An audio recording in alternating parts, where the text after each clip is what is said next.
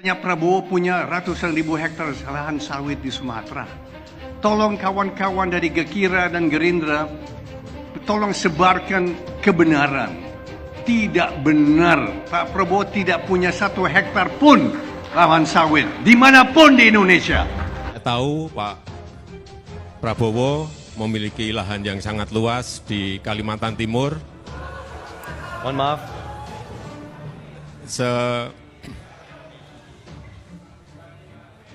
Sebesar 220.000 hektar. Jadi ceritanya Pak Hasim tuh ngomong, kalau tuduhan Pak Prabowo punya lahan kelapa sawit sampai ratusan ribu hektar itu adalah fitnah. Nah, Pak, ini orangnya yang nuduh Pak Prabowo punya lahan sampai ratusan ribu hektar. Itu orang emang dari dulu tuh kebiasaannya selalu ngebohongin dan nyusahin rakyat mulu, Pak.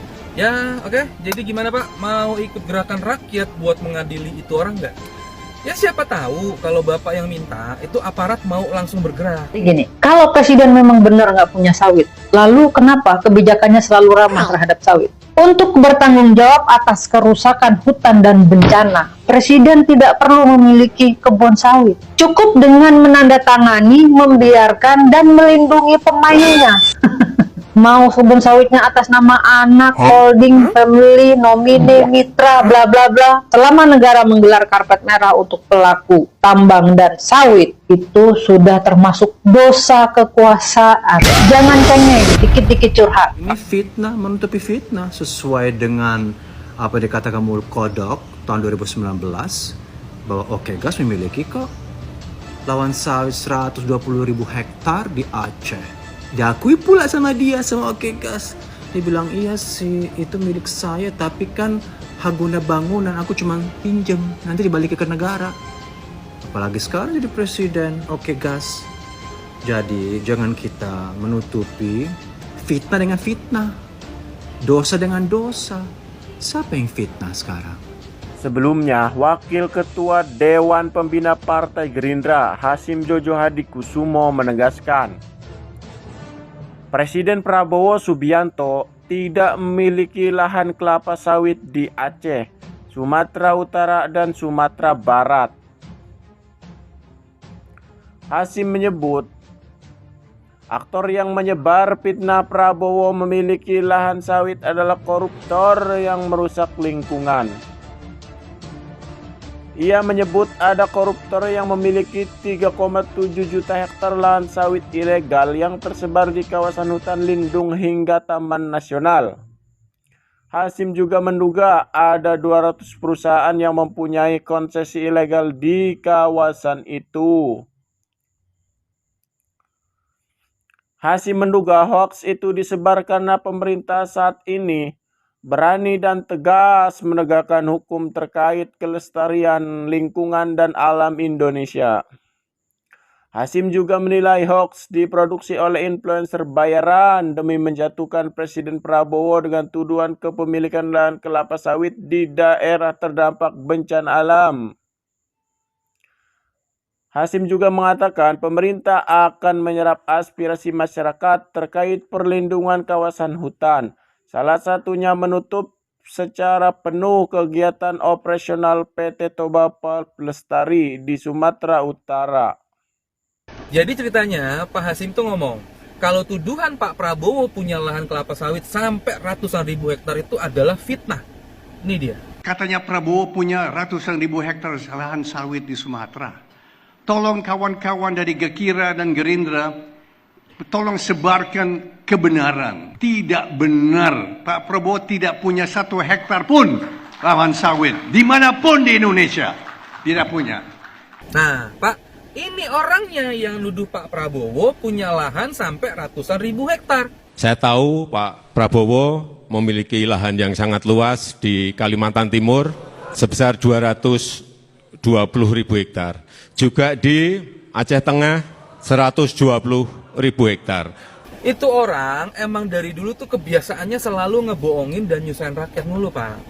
Ya, oke. Jadi gimana, Pak? Mau ikut gerakan rakyat buat mengadili itu orang nggak? Ya siapa tahu kalau Bapak yang minta, itu aparat mau langsung bergerak. Karena kalau cuma rakyat doang yang minta, mereka tuh kayak masih takut gitu loh buat gerak. Bentar Pak, ini saya cuma mau nanya doang loh ya. Ngomong-ngomong, itu PT Tidar Kerinci Agung yang ngurusin produksi kelapa sawit itu punya siapa sih Pak? Apa lo?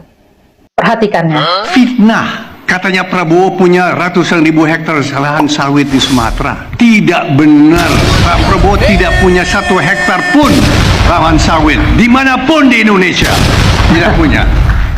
Oke, jadi gini. Kalau presiden memang benar nggak punya sawit, lalu kenapa kebijakannya selalu ramah terhadap sawit? Untuk bertanggung jawab atas kerusakan hutan dan bencana, presiden tidak perlu memiliki kebun sawit. Cukup dengan menandatangani, membiarkan, dan melindungi pemainnya. Mau kebun sawitnya atas nama anak, holding, family, nomine, mitra, bla bla bla. Selama negara menggelar karpet merah untuk pelaku tambang dan sawit, itu sudah termasuk dosa kekuasaan. Jangan cengeng, dikit-dikit curhat. Ada indikasi ada gerakan masif untuk menjelekkan pemerintah. Yang menyebarkan fitnah di sosial media ada orang-orang yang bertanggung jawab atas korupsi di Indonesia, di bumi ini. Termasuk mafia minyak. Pengkritik itu dibackingi oleh koruptor dan mafia migas. Kacau. Gini, mafia migas itu satu, dekat kekuasaan. Yang kedua, mendapatkan izin. Yang ketiga, kuat karena perlindungan. Yang keempat, kaya karena dibiarkan. Kalau presiden itu tidak tahu siapa dan di mana koruptor serta mafia migas, ada 3 kemungkinan. 1, presiden tidak kompeten. Yang kedua, kabinetnya berisi mafia dan koruptor. Yang ketiga, ada kekuasaan lebih tinggi di atas presiden, sehingga presiden tidak berani melawan koruptor dan mafia migas tadi yang katanya membackingi orang-orang pengkritik pemerintah. Masyarakat itu tidak sebegitu bodohnya. Kalau presiden itu nyerah, kibarkan bendera putih, minta kepada rakyat untuk membantunya, maka kita akan bergerak turun bantu lo. Babat itu koruptor dan mafia, gitu aja takut. Berarti bukan Prabowo yang berkuasa di negara ini, itu intinya. Omongan gak masuk akal kalau diulang-ulang. Gimana Pak? Tidak benar. Pak Prabowo tidak punya 1 hektar pun lahan sawit. Biasanya sih orang yang ngotot membela diri adalah karena salah, ngotot banget. Itu fitnah itu kan refleks dari sesuatu yang karena dia menutupi suatu kebohongan, tapi nggak sesuai fakta ya. Lagian pendeta, kiai semua dikumpulin. Apa urusan dengan politik ya? Aku sering jijik sekali ya sama pendeta-pendeta di Atlantis yang ikut-ikutan politik untuk mendoakan apa? Mendoakan kebohongan, untuk menutupi kebohongan. Untuk apa? Banyak sekali ya tempat-tempat ibadah di Atlantis yang mereka ikut campur antar ibadah dan politik. Dan mereka itu propaganda. Makanya saya keluar dari tempat ibadah. Karena kebanyakan fanatik. Di tempat ibadah juga joget-joget oke gas. Sampai ngangkang-ngangkang, nungging-nungging. Terus bilang, iya, kita harus berdoa. Berdoa untuk apa? Saya nggak pernah berdoa untuk urusan beginian. Karena saya tahu ujung-ujung kepentingan uang dan fitnah.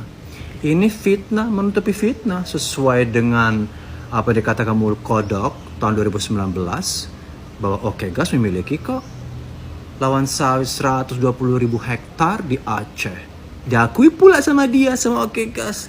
Dia bilang, iya sih itu milik saya, tapi kan hak guna bangunan aku cuma pinjem, nanti dibalik ke negara. Apalagi sekarang jadi presiden Oke Gas. Jadi jangan kita menutupi fitnah dengan fitnah, dosa dengan dosa. Siapa yang fitnah sekarang? Siapa yang fitnah? Apakah Kompas penipu? Jadi gugat aja Kompas ini penipu.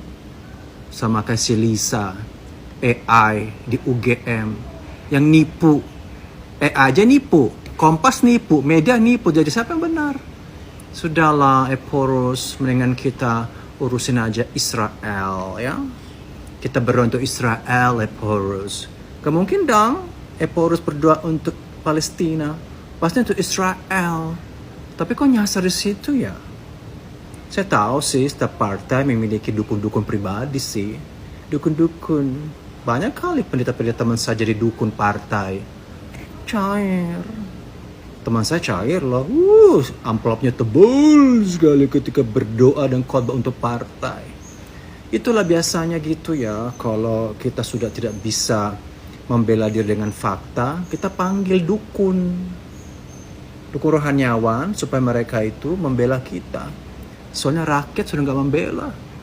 Ya, dia butuh bantuan dari kiai sama pendeta supaya rakyat itu percaya. Kami juga dengan rohaniawan nggak percaya lagi, Keles, karena dipakai ke zaman dulu, zaman Romawi, bahwa para rohaniawan digunakan sebagai kaisar untuk kepentingan kerajaan. Pih, najis, dosa dituduh dengan dosa, fitnah dituduh dengan fitnah. Pret.